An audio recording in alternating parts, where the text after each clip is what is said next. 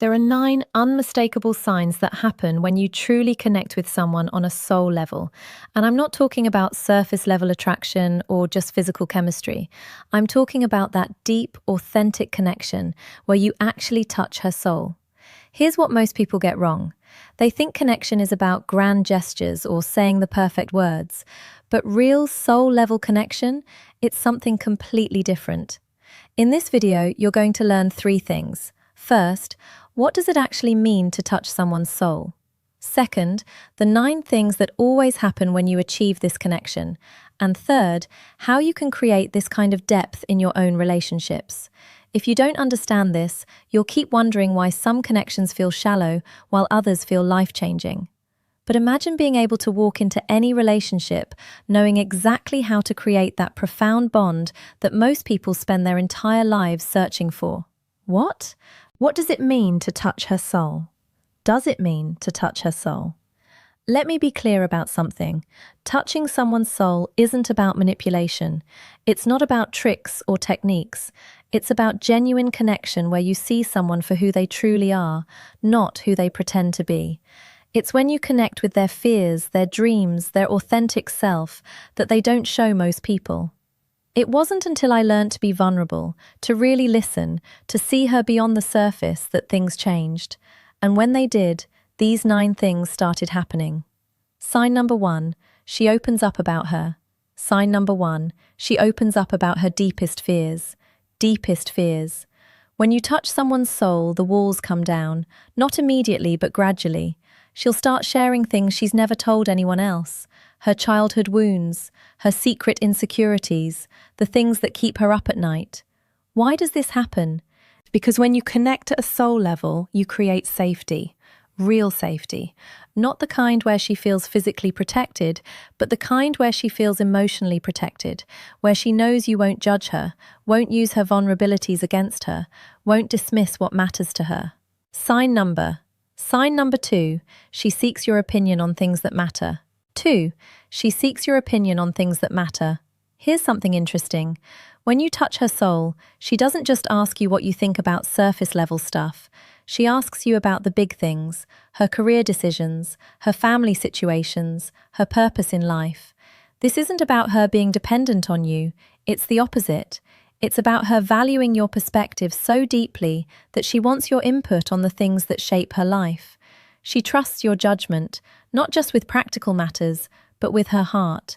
And here's the beautiful part. She doesn't always take your advice. Sometimes she goes a completely different direction, but she wanted to hear your thoughts because your opinion matters to her soul, not just her mind. Sign number 3. She remembers the sign number 3.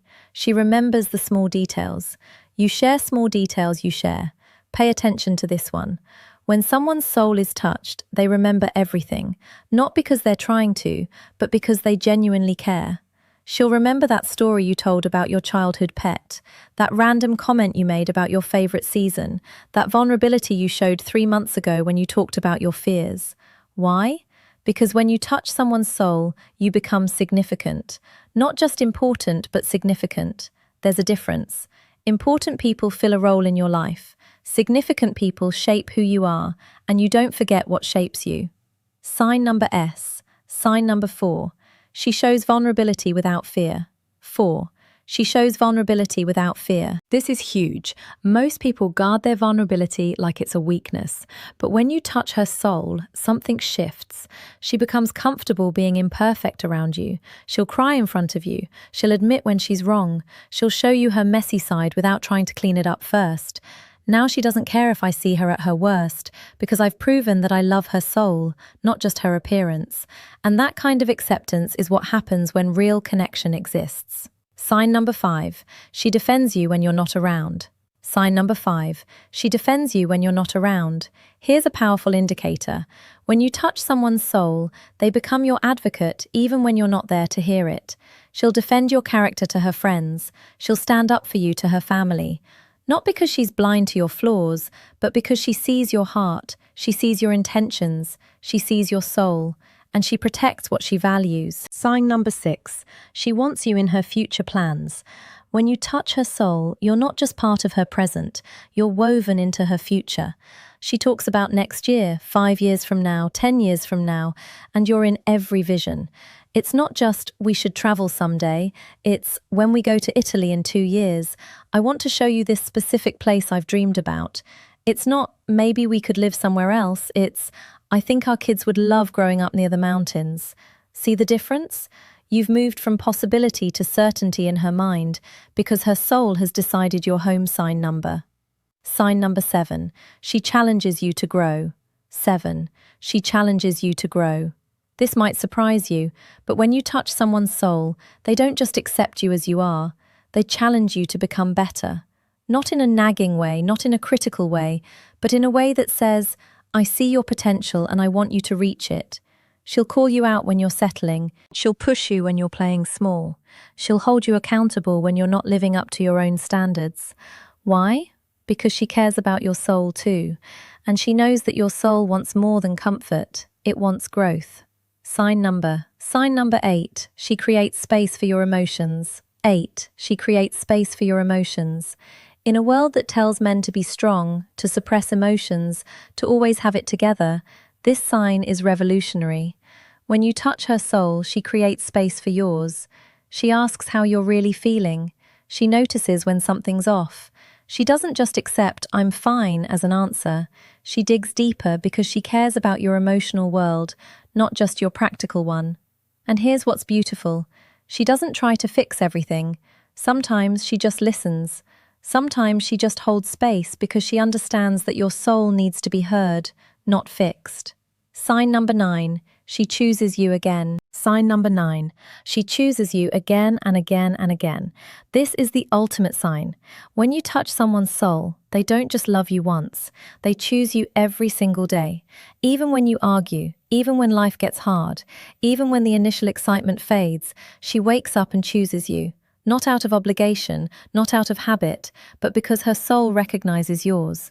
That's the truth about soul connection. Truth about soul connection. Now, here's what I need you to understand. You can't force this. You can't manipulate someone into a soul connection. It has to be genuine. It has to be earned through consistency, vulnerability, and authenticity. And here's something even more important. It goes both ways. If you want to touch her soul, you have to let her touch yours. You have to be willing to be seen, to be vulnerable, to let your walls down. This isn't about techniques. It's not about what to say or how to act. It's about who you are when no one's watching. It's about your character, your integrity, your depth. How to create this connection. How to create this connection. So, how do you actually create this kind of connection? Let me give you 3 foundational principles. First, be present. Not just physically, but emotionally. Put your phone down, make eye contact. Actually listen instead of just waiting for your turn to talk. Presence is the gateway to connection. Second, be vulnerable first. Don't wait for her to open up. You lead the way. Share your fears, admit your mistakes. Show her it's safe to be real with you by being real first. Third, be consistent. Soul connection isn't built in a moment. It's built over time through small, consistent actions that prove you're trustworthy, that you see her, that you value her beyond what she does for you. The relationship game changer. I can tell you that most relationship problems aren't about communication techniques. They're about depth of connection.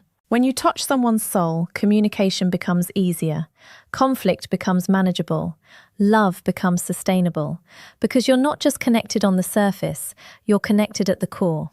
So let me ask you, in your current relationship or the relationship you want to build, are you aiming for surface connection or soul connection? Are you trying to impress or trying to connect? Are you showing your representative or showing your soul? Your challenge. Here's my challenge for you this week. If you're in a relationship, have one conversation where you're completely vulnerable. Share something you've been afraid to share. Ask a question you've been afraid to ask. Create space for real connection. And if you're single, start practicing now, with friends, with family, with yourself. Learn to be comfortable with depth, because when you meet someone whose soul you want to touch, you'll need to know how to let them touch yours.